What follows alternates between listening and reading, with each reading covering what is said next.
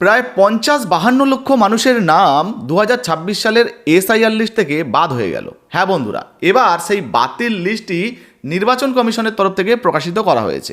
আর এই বাতিল লিস্টে যদি নাম থাকে আপনার, সেক্ষেত্রে আপনাকে কি করতে হবে, কি করলে আপনার নামটা আবার এসআইআর তালিকায় উঠবে, চলুন এক এক করে আপনাদেরকে দেখিয়ে দিই। এবং বাতিল লিস্টটা আপনি কিভাবে চেক করবেন চলুন দেখিয়ে দিই। তো বন্ধুরা, ২০২৬ সালের এসআইআর বাতিল লিস্ট দেখানোর জন্য আমরা সরাসরি ceo.westbengal.wb.gov.in যে সরকারি ওয়েবসাইট, সেখানে আপনাদেরকে নিয়ে চলে এসেছি।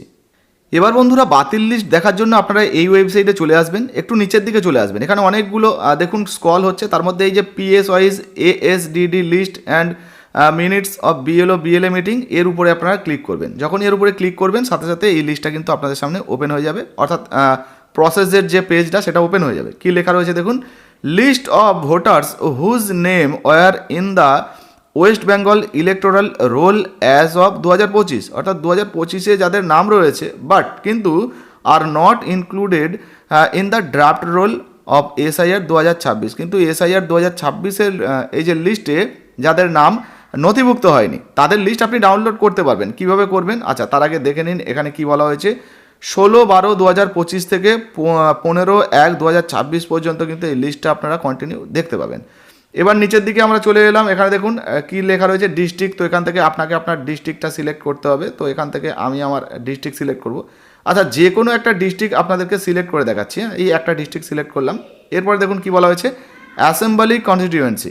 তো এখান থেকে আপনার যে বিধানসভাটা সেটা সিলেক্ট করে নেবেন। তো আমি এখান থেকে যে কোনো একটা বিধানসভা সিলেক্ট করছি, ধরুন এটা সিলেক্ট করলাম। আপনার ক্ষেত্রে যেটা হবে আপনি সেটা সিলেক্ট করবেন। হ্যাঁ, এরপরে আপনারা নিচের দিকে চলে আসবেন। দেখুন এখানে কি লেখা উঠছে, পিএস নাম্বার, অর্থাৎ পোলিং স্টেশন নাম্বার। তো সিরিয়াল নাম্বার দেখতে পেয়ে যাবেন। পোলিং স্টেশন নেম, তো পোলিং স্টেশন নেম মানে আপনারা যে পোলিং স্টেশনে ভোট দেন আর কি, তো সেই সমস্ত নামগুলো, বা স্কুলের নাম যদি হয় প্রাইমারি স্কুল, সেই সমস্ত স্কুলের নামগুলো এখানে আপনারা দেখতে পেয়ে যাবেন। এবারে আপনার যেটা হবে তার সোজাসুজি আপনারা এখানে ডাউনলোডের অপশান পাবেন। আপনার ক্ষেত্রে যেটা হবে ম্যাচ করে নেবেন। তারপর এই যে ডাউনলোডের অপশান রয়েছে, একটা উদাহরণস্বরূপ দেখাই, এই ডাউনলোডে আপনারা ক্লিক করবেন। ডাউনলোডে ক্লিক করলেই সাথে সাথে আপনাদের সামনে পুরো লিস্ট কিন্তু ওই এলাকায় কাদের কাদের নাম উঠছে না সেটা কিন্তু আপনারা এখান থেকে দেখতে পেয়ে যাবেন। দেখুন এখানে যদি আপনারা দেখেন, আচ্ছা কোন কোন কারণে উঠছে না সেটাও কিন্তু দেখা যাবে। আমি সিকিউরিটি রিজনের জন্য কিছু হাইড করে রেখেছি। এবারে আপনাদেরকে দেখাই, এই জায়গায় ক্রমিক নাম্বার বা সিরিয়াল নাম্বার রয়েছে, এখানে ভোটার কার্ডের নাম্বারটা পাওয়া যাবে এই জায়গায়। তারপরে এই জায়গায় নির্বাচকের নাম পাওয়া যাবে, সেগুলো আমরা হাইড করে দিয়েছি।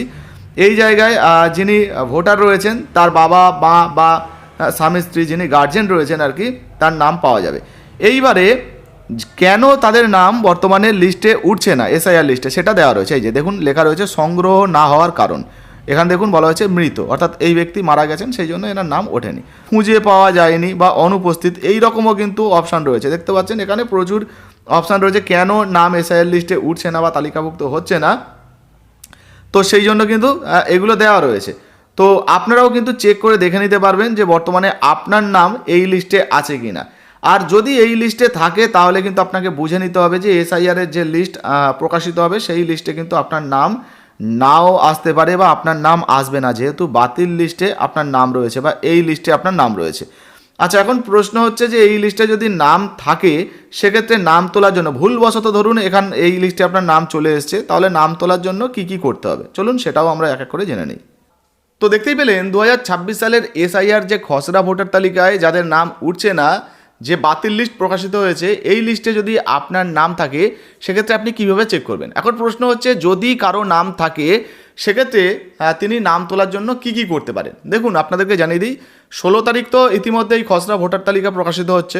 এবার সেই অনুযায়ী ১৬ তারিখ থেকে শুরু করে ১৫ই জানুয়ারি ২০২৬ পর্যন্ত আপনি কিন্তু আবেদনের দাবি জানাতে পারেন। যদি কোনো রকম আপনার সমস্যা মনে হয় বা ভুল কারণে আপনার নামটা ওঠেনি লিস্টে এমনটা মনে হয়, আপনি কিন্তু দাবি জানাতে পারেন বা ক্লেম করতে পারেন।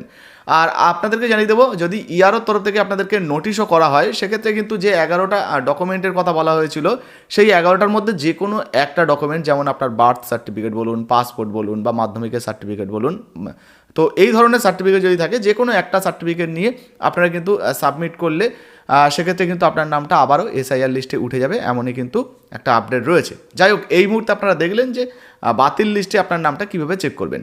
আর ভিডিওটা বেশি বেশি করে শেয়ার করুন, যাতে এখনও পর্যন্ত যে সমস্ত বন্ধুরা তাদের বাতিল লিস্ট চেক করতে পারেননি, অবশ্যই তারা যেন চেক করতে পারে। ফেসবুক থেকে দেখলে ফলো করবেন, আর যারা আমাদের পেজটা ফলো করেননি অবশ্যই ফলো করে নেবেন। ধন্যবাদ।